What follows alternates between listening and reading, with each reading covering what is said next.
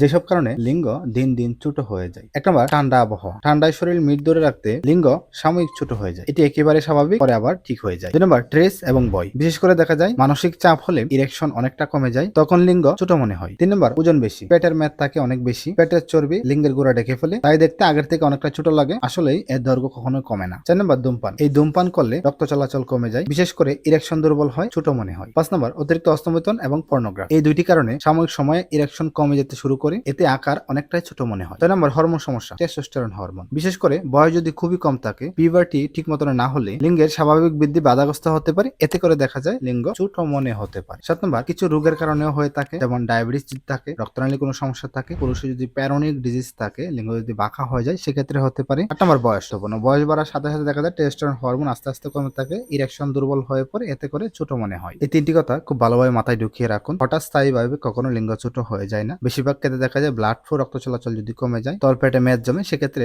ছোট দেখাতে পারে। নিয়মিত ব্যায়াম করুন, বিশেষ করে কার্ডিও, দৌড়ানো, সাঁতার কাটা, সাইকেলিং করুন। ধূমপান বর্জন করুন, ওজন নিয়ন্ত্রণ রাখুন, ভালো ঘুমান এবং স্ট্রেস ফ্রি থাকুন। একটা কথা স্পষ্টভাবে মাথায় ঢুকিয়ে রাখুন, আপনার লিঙ্গের আকার নয়, স্বাস্থ্য, আত্মবিশ্বাস এবং জীবনযাত্রার মানই আসল। সঠিক ব্যায়াম, সঠিক খাবার, ভালো ঘুম এবং স্ট্রেস ফ্রি থাকুন।